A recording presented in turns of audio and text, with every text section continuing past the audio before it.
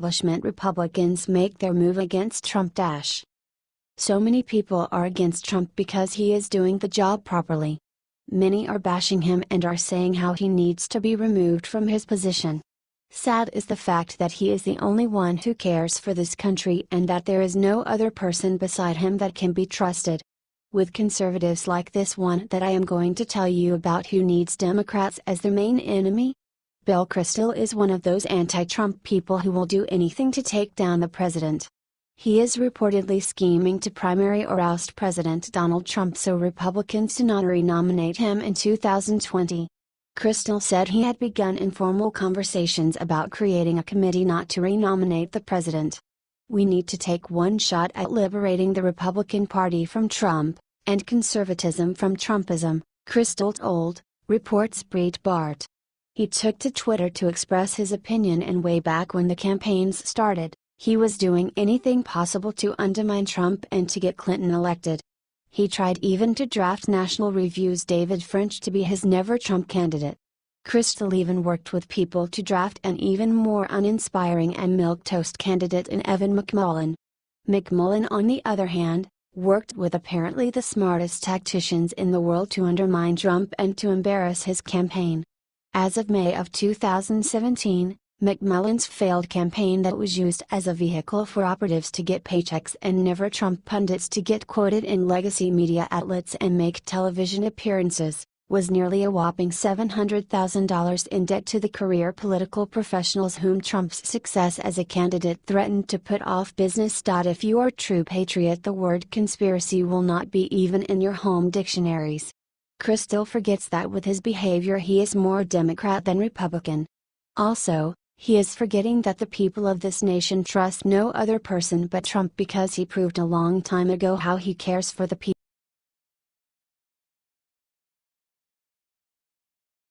Busted: Tucker Carlson exposes huge fraud in secret Obama program. At this point, we can all say that nothing positive happened during the Obama administration. Obama, together with his administration, ruled for 8 years and basically left this country in ruins. All that thanks to the massive frauds and corruptions. Even after leaving, Obama did nothing but living and enjoying his life at the cost of U.S. taxpayers. Recently, Tucker Carlson, from Fox News, revealed another fraud that comes straight from the previous administration, and this time it is proved how Obama has actually been spending much of the hard-earned taxpayer dollars, reports Cons Nation. Tucker's words were, "Investigators say that getting bogus applications approved is ludicrously easy, and as many as 36% of all beneficiaries from the program should have been rejected." He basically explained what happened in one program the Obama administration initiated. Basically, they were doing only something that they pleased and were unwilling to solve their own issues. The original program started way back in 1985 in order to aid the destitute families to be able to buy a family phone. If I remember quite right, it was called Lifeline. Obama used this program and made things worse. He took advantage of the program and enabled multiple phones for free. In the end, this costs the U.S. taxpayers millions in fraudulent charges. Before leaving office, the previous president extended the program once again to cover broadband internet service. Now, taxpayers are forced to give phones, phone service, and internet service to low-income Americans. Also, it is revealed now by the jail that nearly 2/3 of all Obama phone recipients received their free government-issued phone service by falsifying their applications. This is something that we all expected. We should expect more cases like this one from the former administration in charge because after all, they were only good in doing frauds and corruptions.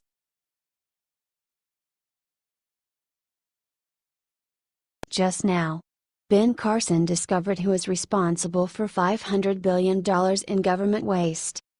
Obama and his administration are responsible for this country's current condition. President Trump is doing anything possible to get everything in order once again, and so far he is hiring the right people to help him. For example, he assigned Dr. Ben Carson as Secretary of Housing and Urban Development, and considering the mess that Obama's administration did, this is not an easy job at all. Democrats in the past spent money on things that the American people didn't need. Actually, They spent so much that the people do not even know about. They worked against the American people for so long, and this is why now, the American people choose a person who is qualified as an amazing leader. Someone who cares about them and works for them. At this point, Ben proved to all the haters that he is much more than a surgeon, and his work is starting to show in a big way, reports World Politicus. He in fact discovered something, a bookkeeping error to be precise, that everyone else in the Obama administration missed. This man discovered $520 billion worth of bookkeeping errors. If this would have been found sooner, we would have saved billions. Another proof of how the Obama administration worked against our citizens. Billions upon billions. If this would have been found sooner, we would have saved billions. Another proof of how the Obama administration worked against our citizens. Billions upon billions of taxpayer-funded dollars gone to waste year after year. All this is lost thanks to the Obama administration. This is major liberal fraud discovered by the same man that liberals hate on and tell how he is not qualified for it. Trump's policies are carried out in the most proper way. The Obama administration did not care about this issue because they thought they will still be in charge and will continue to put our country in even more debts. That is why they are now in big trouble. Thank God they are out of the White House.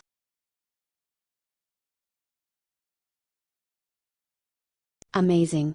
George W. Bush breaks silence with amazing confession about President Trump. Ever since Donald Trump became President of the United States, he faced a lot of challenges. Although his administration is one of best administrations that America ever had, the liberals are using every opportunity to attack them. The liberals are spreading lies about Trump and his administration. This is sad because many American people believe in those lies. Also, the mainstream media is not really helping because they also attack the president and report fake stories about him.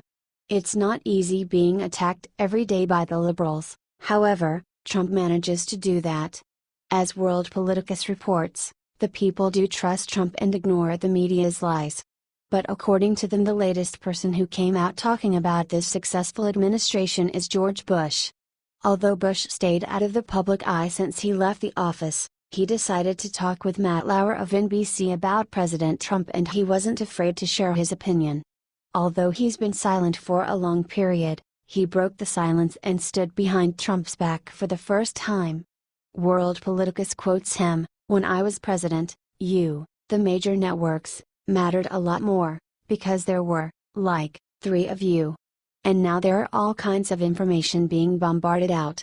People can say things anonymously, and it is just a different world." Bush is not a fan of how the media treats Trump. "We also do not like how the media doesn't show any respect to our president." However, no matter what happens in the future, the president will, however, Trump will continue to make our country a better place for everyone. He has proved that by his achievements since he took the office. It doesn't matter if you hate him or love him, he's one of the best leaders that our country ever had.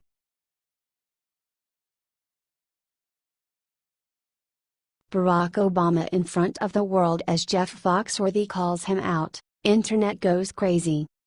Stand-up comedian Jeff Foxworthy is a true patriot who is tired of how liberals are trying to destroy America. Former President Barack Obama changed America into a society where people don't work hard nor they want to. As a result, Foxworthy wrote his opinion on Facebook about the former president and the condition that our country is in. If you can get arrested for hunting or fishing without a license, but not for entering and remaining in the country illegally, you might live in a nation that was founded by geniuses but is run by idiots.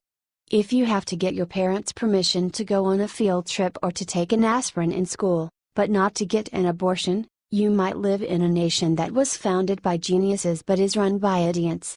If you must show your identification to board an airplane, cash a check, buy liquor, or check out a library book and rent a video, but not to vote for who runs the government, you might live in a nation that was founded by geniuses but is run by idiots.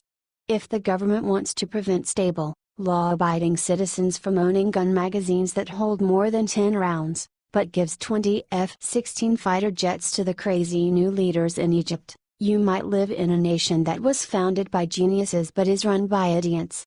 If, In the nation's largest city, you can buy two 16-ounce sodas, but not one 24-ounce soda, because 24 ounces of a sugary drink might make you fat. You might live in a nation that was founded by geniuses but is run by idiots. If an 80-year-old woman who is confined to a wheelchair or a 3-year-old girl can be strip searched by the TSA at the airport, but a woman in a burqa or a hijab is only subject to having her neck and head searched, you might live in a nation that was founded by geniuses but is run by idiots. If your government believes that the best way to eradicate trillions of dollars of debt is to spend trillions more, you might live in a nation that was founded by geniuses but is run by idiots. Although these comments will make you laugh, it is sad that America has fallen this far. Our country was founded by geniuses but run by idiots. However, our country got a new real leader who will make America great again.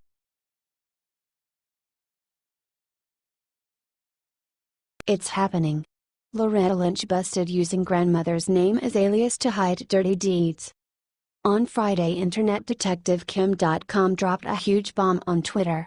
Kim disclosed an email Friday that outs Loretta Lynch for using an alias to make contact with DOJ officials. The Department of Justice cut loose hundreds of emails to the American Center for Law and Justice this week during the investigation of Obama's AG, Loretta Lynch, and her secret meeting with former President Bill Clinton. One emails blatantly Loretta Lynch hiding her identity from Department of Justice officials. Melanie Newman from the Department of Justice leaked it in the email. And, AG Lynch, Elizabeth Carlisle, then issued a response with a thanks to all who worked on this. Another message from May 29 to the Attorney General was sent to the Elizabeth Carlisle account. On Reddit, numerous users found out that Loretta used her grandmother's maiden name as her alias.